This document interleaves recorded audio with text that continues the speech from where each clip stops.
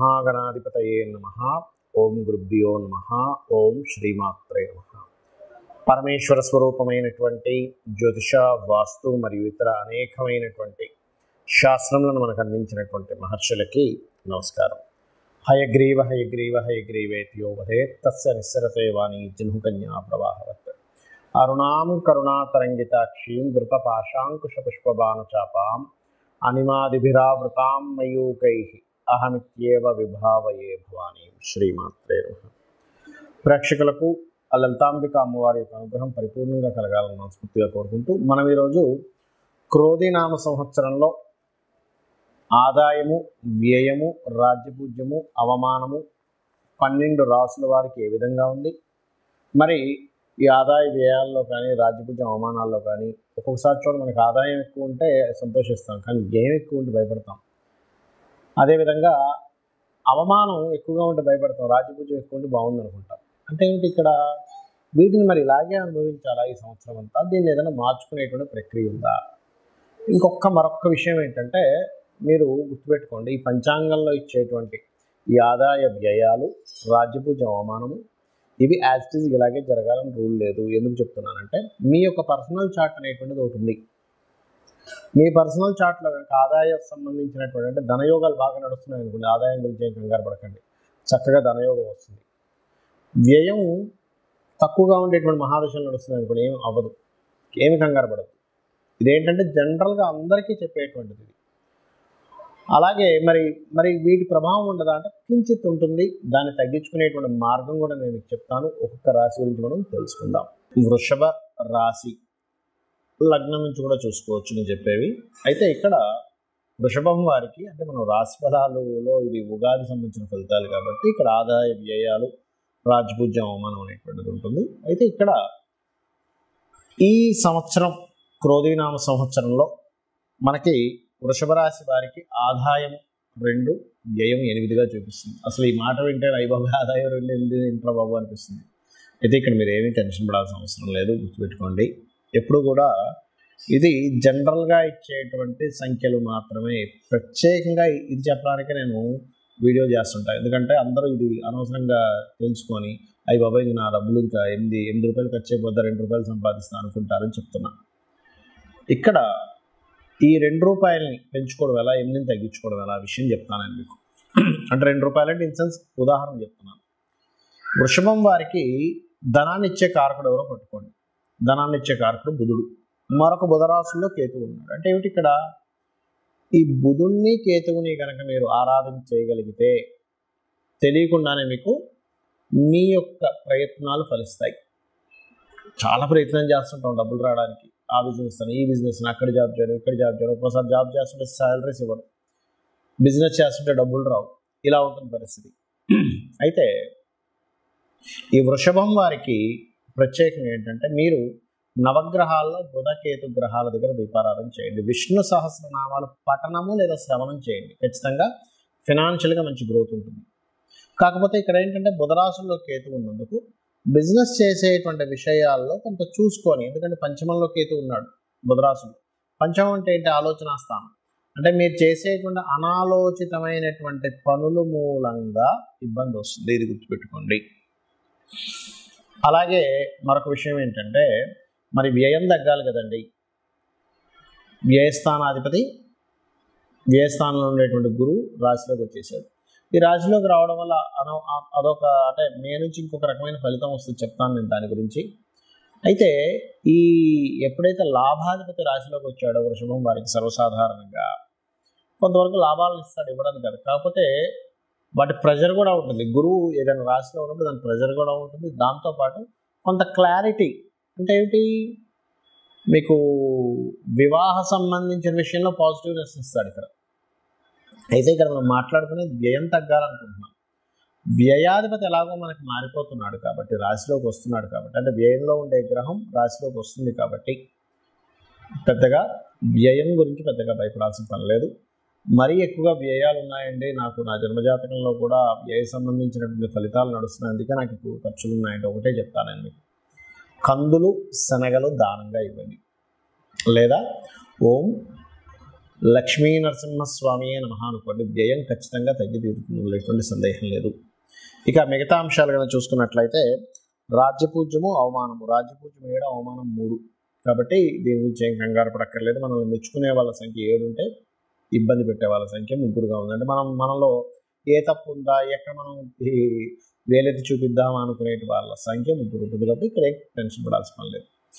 ఇక మిగతా అంశాలు, ఈ సంవత్సరం మే మాసం నుంచి 1 సంవత్సరం పాటు వృషభం వారికి రాశిలో గురు సంచారం జరుగుతుంది. కాబట్టి కొంత క్లారిటీ ఆఫ్ మైండ్ కానీ, వివాహ సంబంధించిన విషయాల్లో కానీ, ఎవరితోనైనా పార్ట్నర్షిప్లో చేసేటువంటి అంశాల్లో కానీ చాలా పాజిటివ్గా ఉంది. ఫైనాన్స్ అయితే ఇందాక ఆల్రెడీ చెప్పాను, కొంచెం ఆలోచన చేస్తూ వ్యాపార సంబంధించిన వాటిలోకి ఎంటర్ అవ్వండి అనేటువంటిది. అదేవిధంగా ఏదైనా అగ్రిమెంట్స్ చేసుకోవాలనుకుంటే మీరు మే లోపలే చేసుకొని, మే దాటితే మళ్ళీ అగ్రిమెంట్ సంబంధించిన విషయంలో పాజిటివ్గా ఉండదు, ఇది గుర్తుపెట్టుకోండి. అలాగే ఈ సంవత్సరం కొద్దిగా మీకు ఏదైనా ఒక ప్రాపర్టీ తీసుకునేటువంటి అంశాలలో కూడా మే లోపలే తీసుకోండి. మే తర్వాత తీసుకోకూడదు అంటే మే తర్వాత కూడా తీసుకోవచ్చు, తీసుకోకూడదని కాదు, కాకపోతే అప్పుడు అంత పాజిటివ్గా చూపించట్లేదు ఇక్కడ. మరి మే తర్వాత ఏ విషయాల్లో బాగా పాజిటివ్ చూపిస్తుంది? సంతానం కోసం చేసే ప్రయత్నాలు. మీకు పంచమంలో కేతు ఉండడం కదా, ఆ కేతు మీద గురువు దృష్టి ఉండడం వల్ల ఏమవుతుంది అంటే కొంచెం అంతకుముందు అనాలోచితంగా చేసినటువంటి కొన్ని నిర్ణయాల వల్ల కలిగేటువంటి ఇబ్బంది ఇప్పుడు కాస్త తగ్గుతుంది. అలాగే ఉద్యోగ సంబంధించినటువంటి విషయాల్లో కూడా కాస్త స్ట్రెస్ ఉంటుంది, ఎందుకంటే శని భగవానుడు దశమంలో ఉన్నాడు కాబట్టి కొంచెం అంటే ఉద్యోగంలో అధిక శ్రమ అనేటువంటి చూపిస్తుంది. వ్యాపారాల్లో ఆన్లైన్లో చేసేటువంటి వ్యాపారం, అంటే ఆన్లైన్ అంటే చాలామంది అనుకుంటారంటే వెళ్ళిపోయి నేను ఏదో పేకాడేస్తానండి, లేకపోతే ఇంకోటి ఏదో క్యాజినో ఆడుకుంటాను అంటే అవి కాదండి ఆన్లైన్ వ్యాపారాలు అంటే. ఆన్లైన్ వ్యాపారం అంటే మీరు ఏదైనా ఒక ప్రోడక్ట్ని ఆన్లైన్లో పెట్టి అమ్మడం, అంతేగాని షేర్ మార్కెట్ అంటే షేర్ మార్కెట్ పూర్తిగా తెలుసుకోకుండా వెళ్ళిపోతారు చాలామంది, అందులోకో లేకపోతే బెట్టింగ్స్ అనో, ఇవి కాదు. ఇది బాగా అర్థం చేసుకోండి. ఇక మీరు చేయవలసిన దేవత ఆరాధన, నిత్యము గణపతిని ఆరాధించండి.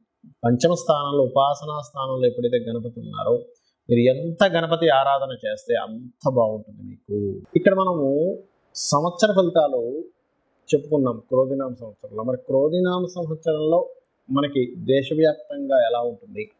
అయితే క్రోధినామ సంవత్సరం రాకముందే మనకి ముఖ్యంగా ఈ రవి కుజుడుతో కలిసి ఈ రాహు శనులతో సంచారం జరుగుతుంది. కాబట్టి ఆల్మోస్ట్ అంటే క్రోధినామ సంవత్సరం మనకి వచ్చేదానికంటే ముందే ఒక 2-3 నెలల ముందు నుంచే ఈ అనవసరం అంటే రాజకీయ పరంగా అనేకమైనటువంటి మార్పులు కావచ్చు, గొడవలు కావచ్చు, గందరగోళ పరిస్థితులు ఇస్తూ ఉంటుంది. కాబట్టి ఈ సంవత్సరం కొంచెం ప్రజలందరూ కూడా కొంతవరకు ఈ కోప స్వభావ సంబంధించినటువంటి విషయాలని పక్కన పెట్టాలి. ఎందుకంటే ఏదైనా ప్రాబ్లం వస్తే క్రోధం వల్ల వస్తుంది, గుర్తుపెట్టుకోండి. ఒకరి మీద కోపం పెంచుకోవడం వల్ల, ఒకరి మీద ద్వేషం పెంచుకోవడం వల్ల జరిగిపోయినటువంటి అంశాలని ఎక్కువగా మనం మననం చేసుకోవడం వల్ల వస్తుంది. అంటే ఈ సంవత్సరానికి ఉన్నటువంటి ప్రభావం అది. ఇంకోటి ఏంటంటే ఈ సంవత్సరానికి రాజు కుజుడయ్యాడు. కుజుడైనప్పుడు ఏమవుతుంది? కుజుడు అంటే ఏంటి? గొడవలకి, యుద్ధాలకి, ఒక రకమైనటువంటి యుద్ధ సంబంధించిన వాటికి కారకుడు అవుతాడు. కాబట్టి ఈ కారకుడు అయ్యాడు కాబట్టి ఈ యొక్క విషయంలో చాలా జాగ్రత్తగా ఉండాలి అనేటువంటిది క్రోధినామ సంవత్సరానికి ఉన్నటువంటి ఆ యొక్క ఫలితాలు చెప్తున్నాయి. అయితే ఇక్కడ నేను చెప్పేది ఒకటే, మీరు ఒకటే గుర్తుపెట్టుకోండి, మీకు ఈ సంవత్సర ఫలితాలు ఈ ఏదైతే ఉగాది ఫలితాల కంటే కూడా అతి ముఖ్యంగా మీరు చూసుకోవాల్సింది జన్మజాతక ఫలితాలే. ఎందుకంటే ఈ భూమి మీద ఒకే రాశిలో ఎంతమంది పుట్టినా, ఒకే నక్షత్రంలో ఎంతమంది పుట్టినా అందరి జీవితాలు ఒకలాగా ఉండవు. ఏదో కొద్దిగా ప్యారలల్గా కొన్ని మ్యాచ్ అవుతాయి కానీ అన్ని మ్యాచ్ అవ్వవు. అశ్విని నుంచి రేవతి వరకు మీరు చూసుకోవచ్చు. ఎందుకంటే కొన్ని వేల జాతకాలు పరిశీలన చేసి శాస్త్రంలో ఉన్నటువంటి విషయాలను నేను క్లియర్గా ఒక రీసెర్చ్ చేసి చెప్తున్నటువంటి అంశం ఇది. కావాలంటే మీరు కూడా రీసెర్చ్ చేసి తెలుసుకోవచ్చు. ఎందుకంటే మేషరాశి వారందరికీ కూడా ఒకలాగే ఇప్పుడు నడవదు, వృషభ రాశి వాళ్ళందరికీ ఒకలాగే నడవదు. ఎందుకు అలాగా అంటే వాళ్ళు పూర్వజన్మల్లో చేసినటువంటి కర్మ వల్ల వాళ్ళకి నడుస్తూ ఉంటుంది, గుర్తుపెట్టుకోండి. అందుకని ఏమిటి, మీ యొక్క జన్మజాతకంలో ఎలా ఉంది, మీ జన్మజాతకంలో మీ లగ్నాధిపతి ఎలా ఉన్నాడు, మీ ధనాధిపతి ఎలా ఉన్నాడు, మీ ధనం ఎందుకు ఆగిపోతుంది, ఎందుకు రావట్లేదు, ఎందుకు ఎక్కువ సంపాదించలేకపోతున్నారు, మీ ధనాధిపతి చెప్తాడు. అదేవిధంగా మీరు ఏ డైరెక్షన్లో ఉంటే బాగుంటుందో మీ చతుర్థాధిపతి మీ పేరులో ఉండే వరకు చెప్తుంది. అదేవిధంగా మీ సంతానం ఎందుకు ఇబ్బంది పడుతుంది, లేకపోతే మీకు సంతానం ఎందుకు లేదు, లేకపోతే ఫ్రెండ్స్ వల్ల ఎందుకు మోసపోతున్నారు, రాజకీయాల వల్ల ఎందుకు టైం వేస్ట్ అవుతుంది, లేకపోతే క్రియేటివ్ ఫీల్డ్లోకి వెళ్ళి ఎందుకు బాగా రాణిస్తున్నారు, ఎందుకు రాణించట్లేదు అని మీ పంచమాధిపతి చెప్తారు. అదేవిధంగా అప్పుల పాలు ఎందుకు అవుతున్నారు, మీ షష్టమాధిపతి వల్ల తెలుస్తుంది. వివాహం ఎందుకు ఆలస్యం అవుతుంది అనేటువంటిది మీ సప్తమాధిపతి, ఎవరికి వారు ఇండివిజువల్గా ఉంటాడు సప్తమాధిపతి. వివాహం ఎప్పుడవుతుంది, ఎందుకు అవ్వట్లేదు, ఒకవేళ అయినా సరే ఎందుకు ఇబ్బంది పడుతున్నాం అనేటువంటిది 12వ స్థానం బట్టి తెలుస్తుంది. అదేవిధంగా అష్టమం అంటే ఆకస్మికంగా లైఫ్లో అనే సడన్ టర్నింగ్స్ ఎందుకు జరుగుతున్నాయి. అలాగే దశమాధిపతి అంటే ఇక్కడ ఒకటే గుర్తుపెట్టుకోండి, దశమ స్థానం అనేటువంటిది వృత్తి స్థానం, వృత్తి కారకుడు, లాభకారకుడు. అసలు ఎందుకు ఇబ్బంది పడుతున్నారు అంటే ఏదైనా ఒక లాభం, ఒక వ్యాపారం కోసం ప్రయత్నం చేస్తున్నట్లయితే అసలు ఒకటే గుర్తుపెట్టుకోండి, ఎందుకు ఈ లాభ సంబంధించినటువంటి విషయంలో లాభాలు సరిగ్గా రాక ఇబ్బంది పడుతున్నారు అంటే మీ లాభాధిపతి వల్ల మనకు అక్కడ తెలుస్తూ ఉంటుంది. ఆ రకంగా విదేశాలకు వెళ్తే బాగుంటుందా, ఇక్కడ ఉంటే బాగుంటుంది, ఇవన్నీ కూడా మీ యొక్క జన్మజాతకంలో మీ రాహు స్థితి ఏంటి, మీ 12వ స్థానాధిపతి స్థితి ఏంటి, మీ 12వ స్థానాధిపతి బాగున్న సమయంలో మీరు కనుక ఇన్వెస్ట్మెంట్స్ చేస్తే ఆ యొక్క ఇన్వెస్ట్మెంట్స్ బ్రహ్మాండంగా కలిసి వస్తాయి. మీ ద్వాదశాధిపతి బాగోలేడు అంటే ఆ యొక్క సమయంలో మీరు చేసేటువంటి ఇన్వెస్ట్మెంట్స్ పనికిరావు, ఇది గుర్తుపెట్టుకోండి. ఈ రకంగా ఏంటంటే ఒక విషయం రెండు విషయం అని కాదు, అనేకమైనటువంటి విషయాలలో మీకు గుర్తుపెట్టుకోండి ఇబ్బంది అనేటువంటిది రావడం కానివ్వండి, ఇబ్బందిని ఎలా తొలగించుకోవాలనేటువంటి మార్గం కానివ్వండి, మీ జన్మజాతకంలో చాలా స్పష్టంగా ఉంటుంది. ఆ ఇబ్బంది తొలగించుకోవడానికి ఏవో లక్షలు ఎంతో ఖర్చు పెట్టాలనుకునేటువంటి భ్రమ నుంచి ఫస్ట్ బయటకు రండి. చాలా సింపుల్గా అమ్మవారి నామాన్ని స్మరించడం ద్వారా మీరు బయటపడవచ్చు. దానికి ఏం టెన్షన్ పడాల్సిన అవసరం లేదు. అయ్యో ఏదో అయిపోతే ఏమక్కర్లేదు. చక్కగా లలితా సహస్రనామాలో ఒక నామం తీసుకొని తప్పులు లేకుండా చక్కగా ఉచ్చరించుకొని మీరు కనుక రోజు ఒక అరగంట సేపు చేశారంటే ఖచ్చితంగా అమ్మవారు మీకు ఆ సమస్యను తీర్చేస్తున్నారు, ఎటువంటి సందేహం లేదు. అలాగే దానం ఇచ్చుకోవాలి, చిన్నపాటి దానం ఏదైనా ఇవ్వడం ద్వారా క్లియర్ చేసుకోవచ్చు. అంతేగాని జ్యోతిషాస్త్రం అంటే, వాస్తుశాస్త్రం అంటే ఏదో పెద్ద మొత్తం కూలగొట్టేసేయాలని వాస్తు అంటే, జ్యోతిషాస్త్రం అంటే ఇంకా కర్మిలాగే అనుభవించాలని, ఇదే నుంచి బయటపడలేమని అనుకునేటువంటి భ్రమ నుంచి ఫస్ట్ బయటకు రాండి. జ్యోతి అంటే వెలుగుని చూపించేది. మీకు ముందు ఏముంది, నువ్వు ఎలా వెళ్తున్నావు, నీకు అక్కడ ఏమైనా గొయ్యి ఉందా, నొయ్యి ఉందా, ముళ్ళుందా అని చెప్పేది జ్యోతి అంటే వెలుగు చూపిస్తుంది. కాబట్టి ఈ యొక్క విషయాలను తెలుసుకొని మీ యొక్క జీవితాలని ఆ యొక్క అమ్మవారి అనుగ్రహంతో ఆనందమయం చేసుకుంటారని మనస్ఫూర్తిగా కోరుకుంటూ శ్రీమాత్రే నమః.